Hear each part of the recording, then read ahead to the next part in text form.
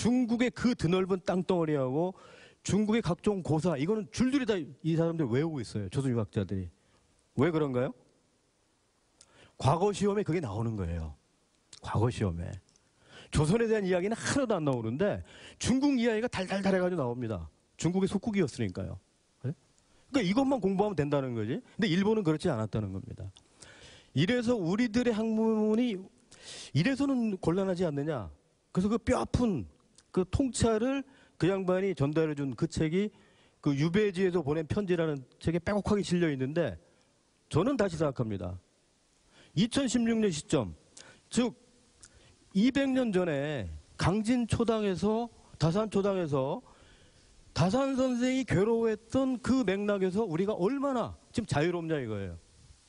여러분들이 알고 있는 러시아 문학, 관심을 가지고 있는 영문학이나 경영학 혹은 자연과학이나 저 정보통신이나 공과대학에서 가르치는 그 허다한 학문, 우리는 골자는 저 영어로 가르치고 토시만 한국어로 가르치는 그 교수들이 얼마나 많습니까? 우리의 자생적인 학문은 아직 생겨나지 않았던 거죠. 그래서 훔볼트가 교수와 학생이 함께하는 자유롭고 평등한 학문 공동체라고 이야기했을 때 대한민국에는 불행하지만 이런 대학이, 즉 훔볼트가 꿈꾸었던 근대적인 의미의 근대 대학은 아직 대한민국에는 존재하지 않습니다. 단언컨대 존재하지 않습니다.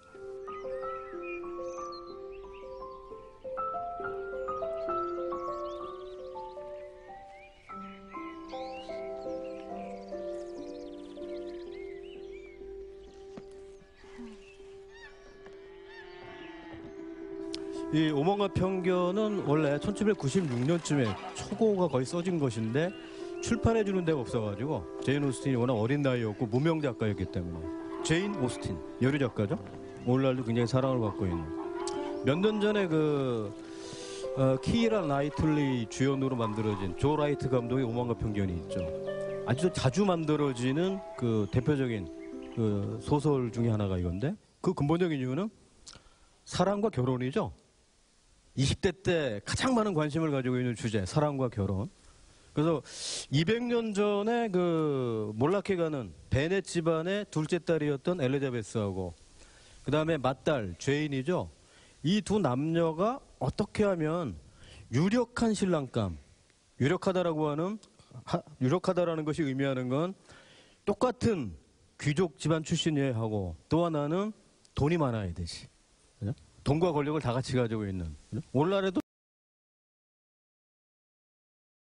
비슷하겠지만 이 집안에서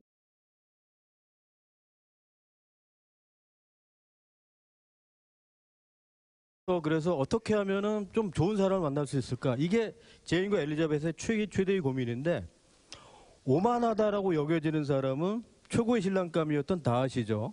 펜벌리 어마어마한 별장, 자기 영진을 가지고 있으면서 뭔가 좀 남들을 거만하게 내려보는 듯한 눈길의 그 다하시. 그런 다하시가 좀 재수없다고 생각하면서 나름대로 저 사람은 나쁜 사람일 거야. 뭔가 좀 성정도 삐뚤어지고 자만심에 사로잡혀 있는 나쁜 사람일 거야라고 편견을 갖게 되는 엘리자벳. 이 두 남녀가 어떤 형태로 맺어지는지에 대한 거를 1년 정도의 시간을 두고 한 300km 정도 돼요. 이 사람들이 왔다 갔다 하는 그 공간 거리가 굉장히 짧죠. 300km면 어디? 서울대고 300km 정도예요. 그죠? 제가 사는 그 청도에서 우리 어머니 댁 서울까지 가면 한 330km 되거든. 거기를 주로 뭘 타고 다니냐면 걷거나 마차를 타고 이동하는. 그죠? 그러니까 속도의 개념이 거의 없다고 생각하면 되죠. 사람들이 시속 천천히 걸으면 한 시간에 대개 한 3km 정도 걷는 걸로 되어 있습니다. 그리고 마차를 타게 되면 여기다 곱하기 2 정도, 6 내지 8km. 그래서 한 사람이 하루 종일 걷게 되면 많이 걸으면 25km 정도 걸어요. 그러니까 이른바 진주라 천리길이라는 말이 있잖아요. 진주에서부터 서울까지가 딱 400km인데 그걸 옛날 사람들이 보름에 걸려가지고 가요. 선비, 그 과거 시험 보러 갈 때. 그걸 나눠보면 하루에 많이 가봐야 25km 정도, 28km? 뭐 아마 그 정도. 30km 가기가 힘든 그런 상황이었거든. 가기가 힘든 그런 상황이었거든. 그래서 여기 등장하는 그 인물들은 주로 걷거나 마차를 타는데 걷는다라고 하는 건 이렇게 제가 좀 걷잖아요. 무엇인가를 골똘히 생각할 수도 있고 사물을 우리를 둘러싸고 있는 사람이나 혹은 나무나 하늘이나 꽃이나 풀을 볼 수도 있어요. 그리고 무엇인가 그리워하는 대상이 있으면 그것을 연모해서 뭔가 글이나 생각을 전개시킬 수도 있다고요. 이거보다 좀 더 빨라지면은 마차를 타고 가면 마차는 혼자 안 타잖아요. 앞에 있는 사람하고 서로 마주 보면서 이런저런 이야기를 하는데 다소의 속도가 들어가게 되는 것이죠.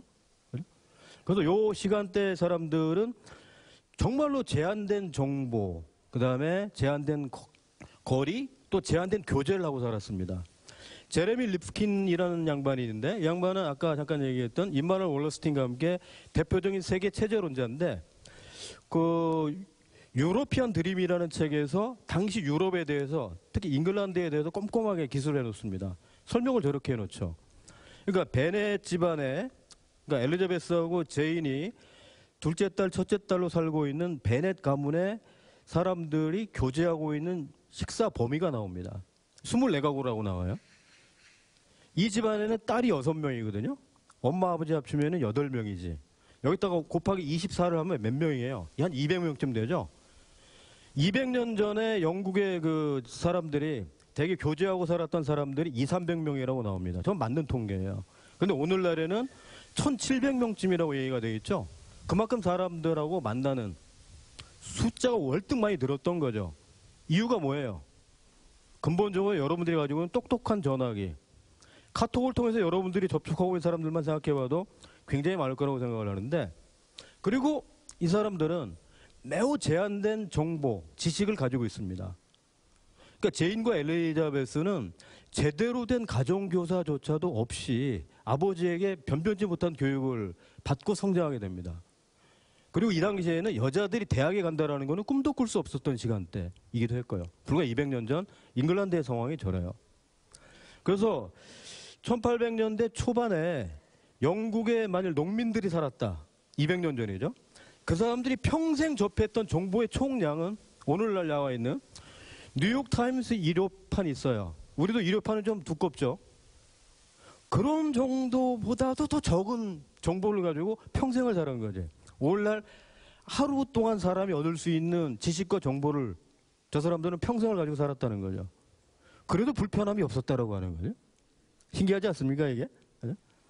그래서 이 소설은, 이 오만과 편견은 그 시대의 느림, 그 다음에 아주 적은 지식, 그 정보를 통해서라도 세상을 자기식대로 온전하게 이해해 가면서 어떻게 하면 나하고 가장 잘 맞는 사람들과 짝이 돼서 한 세상 아름답고 행복하게 살 수 있을까? 그걸 찾아가는 거였는데, 다만 한 가지 문제점은 있습니다. 여자의 운명은 남자에게 100% 달려있다. 그죠? 봉건시대 윤리잖아요. 그죠? 그런 그 시대착오적인 면은 없지 않아 있지만, 그럼에도 불구하고 우리들에게 시사해 주는 바가 많은 그런 소설입니다. 그죠? 그런데 같은 시간대 제가 들고 나온 게 조친문인데, 지금까지 쓰다가 모두 부러지고 이렇기로 그중 너 하나를 택하여 지금까지 27년을 쓰다가 바늘 하나를 가지고, 그죠? 문득 부러뜨려는 거죠. 내가 슬하의 자녀가 없고 내 운명이라고 하는 게 너무나 흉악해가지고 일찍 죽지 못해서 가사는 빈궁한데 바느질로 나 마음을 붙여가지고 살림살이에 도움을 좀 얻었다라고 하는 겁니다. 그런데 금년 10월 초 10일 술시에 이 관복입니다. 그죠? 벼슬아치들이 입는 정식 관복인데 거기에 이 깃을 달다가 바늘이 뚝딱 하고 부러져 버린 거예요. 이 아픔을 도저히 견디지 못해가지고 이 글을 하나 쓰게 되는 거예요.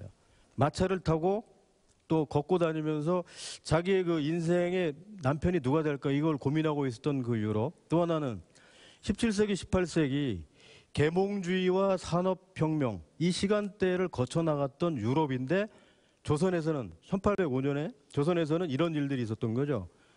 그래 이번에는 1805년에 현동 정동유라고 하는 선비가 남긴 주영편이라고 하는 글을 제가 여러분들에게 좀 소개를 하려고 해요.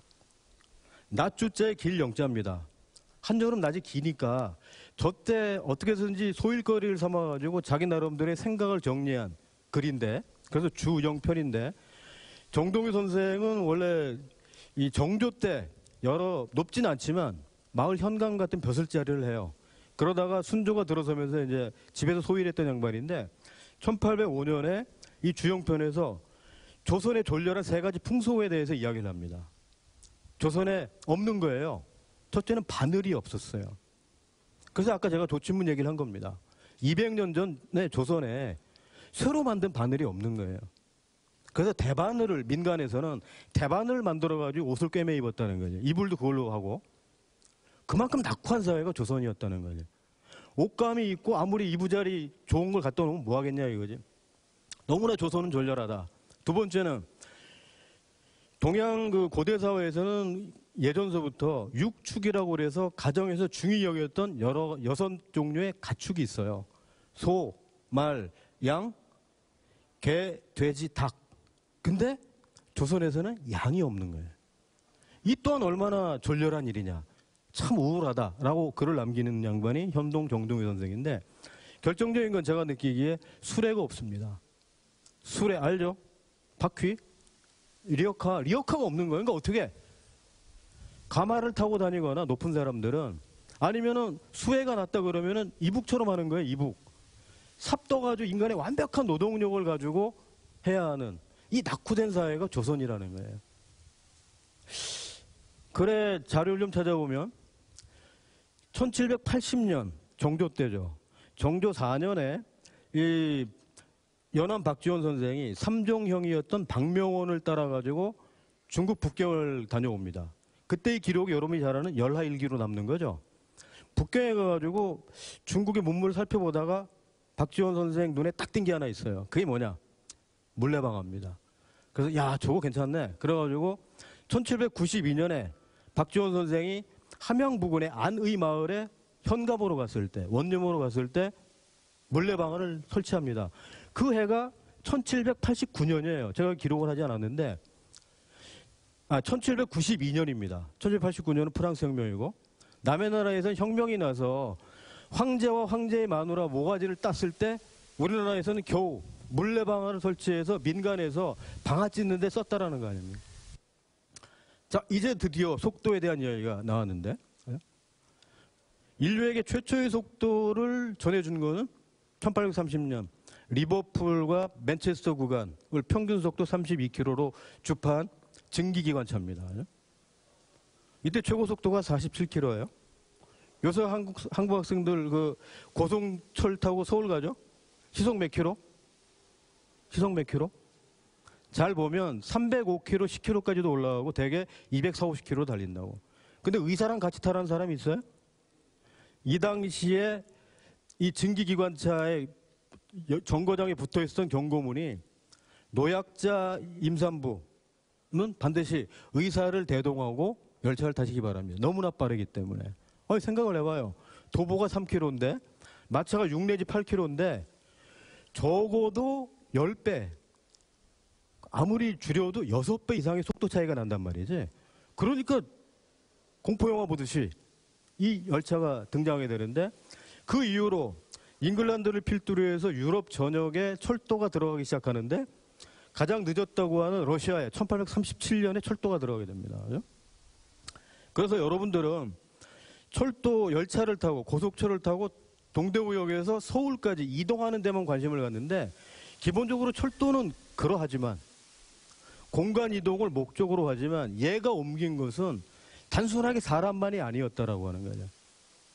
대구에 사는 사람이 서울에 가게 돼서 만약 거기에 정착을 하게 된다면 그의 언어, 그가 살고 있는 대구 지역의 풍속, 거기에 음식, 예의범절, 다시 말해서 문화, 예술, 정치, 사상에 이르기까지 온갖 것들이 철도와 더불어 전달되는 거죠. 그러므로 해서 사람과 사람의 관계가 급속도로 가까워지면서 정보가 풍성해지고 사람들의 인지 능력이 무한히 확대돼 나가는 그런 가능성을 가지고 있었던 게 철도란 말이죠. 그런 맥락에서 이 철도가 놓여있지 않은 곳에 살고 있었던 사람들이 느꼈던 열패감은 대단하다는 겁니다. 제가 러시아 문학 전공이니까 이를테면 19세기 후반기부터 그러니까 1895년이죠. 그래서 1903년까지 안톤 파블로비치 체호비라고 하는 소설가이자 극작가 그분이 남긴 4편의 장막극이 있어요. 그게 갈매기, 바녀의 삼촌, 세자매, 그리고 벚나무 동산인데 거기에 등장하는 인물들은 하나같이 열차를 타고 이동하거나 열차를 타러 마차를 타기 위해서 마차로 이동을 하거나 열차나 정거장에 대한 이야기를 합니다. 이 사람들은. 그러면서 그들이 느끼고 있는 게 뭐냐면 우리는 시대로부터 낙후되어 있고 사람들로부터 격리되어 있다라고 이 사람은 생각을 하는 거예요. 즉 열차가 지나다니는 정거장 부근에 있는 부근에 사는 사람들하고 여기하고는 너무나 멀리 떨어진 곳에 사는 바녀 외삼촌의 주인공들, 그들은 자기네들이 문명과 문화와 예술과 철학으로부터 격리 단절돼서 살고 있다. 즉 격절된 채로 자기네들이 유폐돼 있다라고 느끼면서 살았다는 거예요. 그리고 세자매 등장인물들은 인구 10만인이 되는 굉장히 큰 도시인데 여기에 정거장이 없어요. 열차가 안 들어오는 거죠. 그러니까 사람들이 하는 일이 뭐냐면 먹고 마시고 잠자고 술 먹고 소송 걸고 도박하고 끊임없이 이 짓만 하고 살고 있는 이 도시 사람들에 대한 안드레이의 주인공의 어떤 절망적인 독백 같은 것이 나오게 되는 거예요. 도대체 여기서 위대한 단 하나의 사상가나 철학자나 예술가가 나온 적이 있느냐라고 하는 거죠. 제대로 된 순례자 한 명 없이 먹고 마시고 잠자고 술 먹고 소송이나 걸고 이런 사회적 환경을 만든 것이 뭐냐 이거죠. 그게 바로 철도 정거장이라고 생각을 하는 겁니다. 그래서 우리들이 너무나 일상적으로 느끼고 있는 문명의 이기기 때문에 사람들은 당연하다고 여긴단 말이에요. 마치 물과 공기처럼. 그런데 19세기에 살고 있던 사람들은 그렇게 느끼지 못했던 겁니다. 소외 같은 걸 많이 느꼈던 거죠.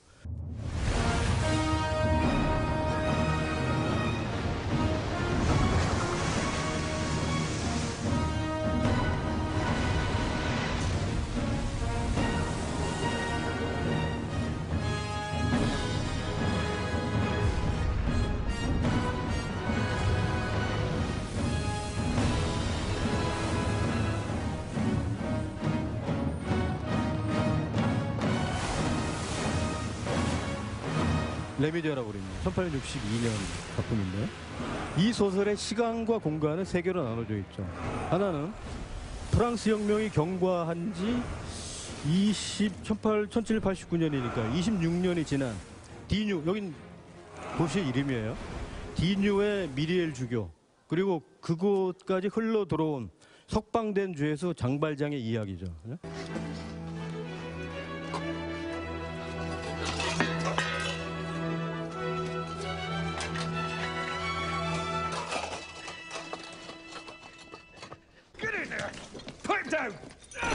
Stay there!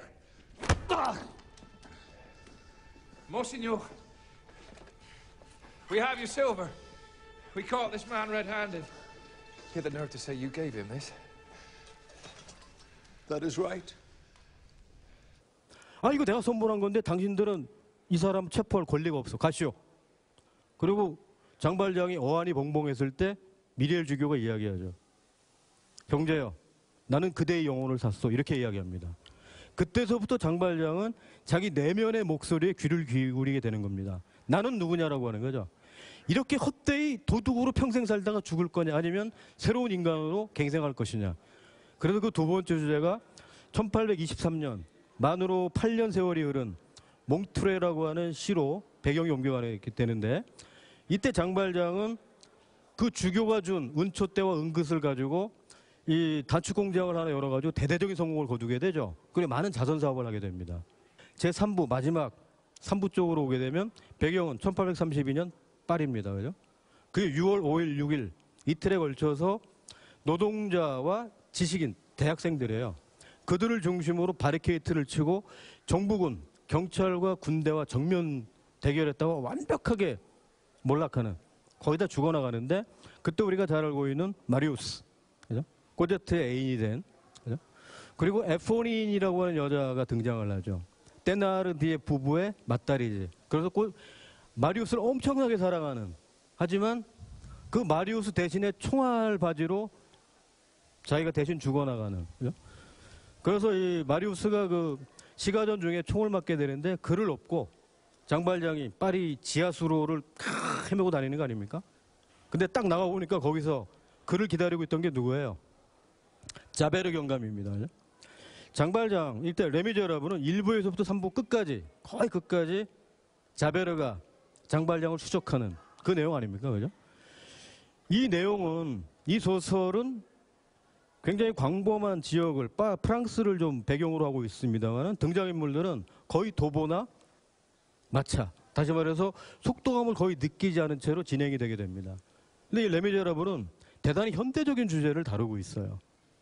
제가 사실은 이 레미제라블을 대한민국 5천만 국민들이 누구나 한 번씩이라도 읽는다면 대한민국의 역사가 100년은 앞당겨질 거라고 확신하는 그 가운데 몇 가지 주제만 제가 얘기를 드리려고 그래요. 핵심은 이겁니다. 프랑스 대혁명 이후에도 민중의 삶은 나아지지 않았다.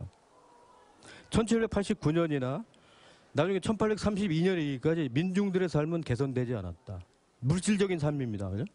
그럼에도 불구하고 그들을 이끌어 나가는 지식분자들, 지식계급, 지식인들의 사유, 그리고 영혼에는 자유, 평등, 형제를 반드시 실현해야 한다라고 하는 어떤 의무, 결정적인 이야기는 이런 겁니다.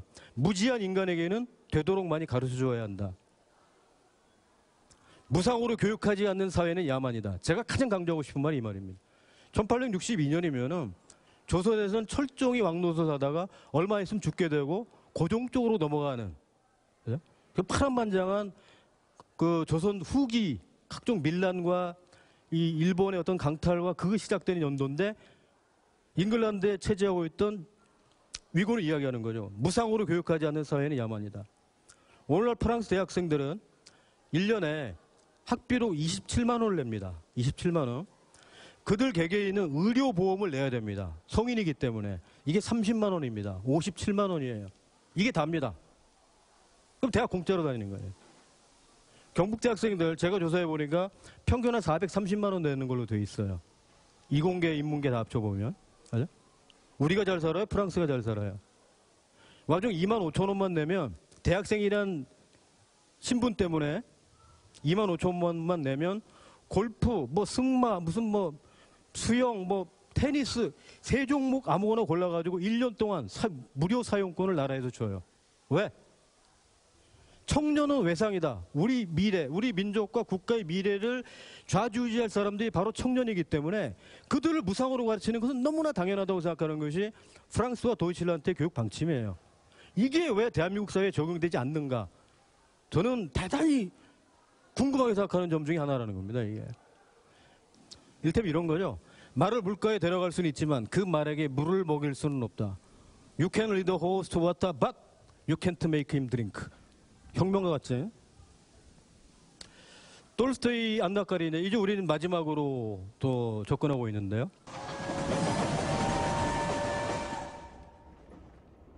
1877년에 레v 니콜라이비치 톨스토이가 쓴 불후의 명작입니다. 이것도 여러 편의 영화로 만들어져서 오늘날 여러분들이 자유롭게 볼 수 있는 작품인데 철도에서 시작해서 철도로 끝나는 소설. 다시 말해서 안나가 그 모스크바 역에서 브론스키를 처음 보죠. 그리고 헤어지려고 하는데 어떤 노동자 하나가 철도 밑에 들어가서 자살하는 걸로 소설이 시작을 하죠. 안나가 어디서 죽어요? 철도 자살을 하죠. 그리고 이야기의 화자인 레빈이 맨 마지막에 브론스키를 만나는 곳이 열차 아니죠. 브론스키는 열차를 타고 어디로 가고 있습니까? 세르비아 해방전쟁에 의용군을 조직해가지고 자기가 거기 자발적으로 전쟁에 참전하기 위해서 열차를 타고 가다가 둘이 만나서 이야기를 하고 나누는 거죠. 따라서 열차에서 시작해서 열차로 끝이 나는 거죠. 그래서 시간은 약 3년 정도 시간인데 공간이 엄청 실에 넓어집니다. 이제는 보세요.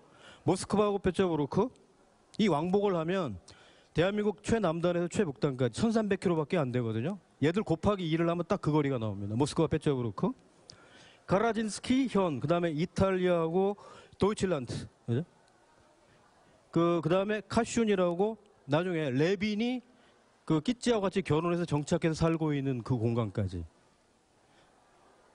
이 정도 공간이라고 하면은 사실은 러시아 쪽하고 러시아 중부 러시아에서부터 해가지고 도이칠란드 이탈리아까지 포괄하는 거니까, 그죠? 저기를 열차 타고 이동하면서 세상과 대면하는 사람들이 안나하고 브론스키죠. 그들은 어떻게 됩니까? 결국 깨지죠.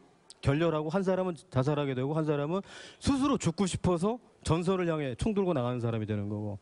그런데 대지 가슈네 뿌리 박고 사는 사람들, 걸어 다니는 사람들, 도보로 다니는 사람들, 속도와 거리를 두고 내면의 목소리에 귀를 기울이고 하느님의 말씀에, 예? 영혼과 정신을 집중시키고 그들을 둘러싼 사계의 움직임에 따뜻하고 온건한 눈길을 주고 농부들과 함께 값비싼 땀을 흘리는, 예? 레빈 내외는 어떻게 됩니까?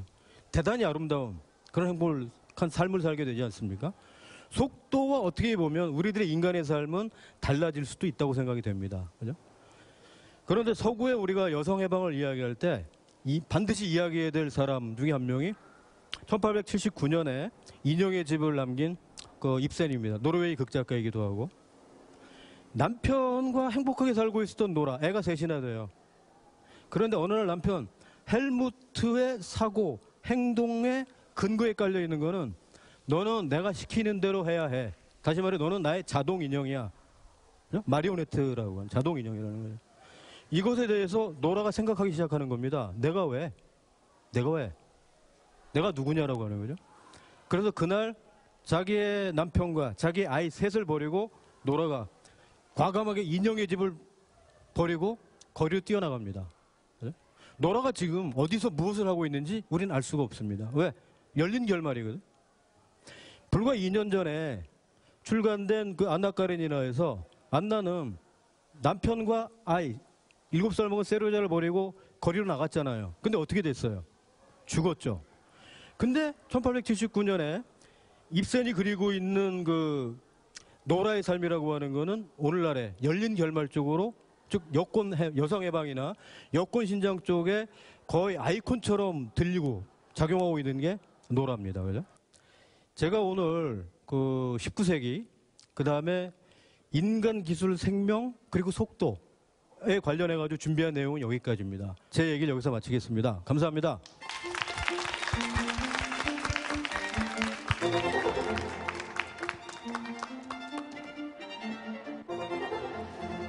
참 이 마차에서 비행기에 이르기까지 과학과 기술이 이끌어온 이 세상의 속도가 우리를 너무 앞만 보고 달려가게 한 건 아닌가 모르겠습니다. 여러분은 지금 어떤 속도로 달려가고 계신가요? 오늘은 시간적 여유 좀 두시고요. 이 선선한 바람과 함께 천천히 걸으시며 나 자신 한번 되돌아보는 시간 가져보시면 어떨까요? TBC 인문학특강 다음 이 시간에 다시 찾아뵙겠습니다.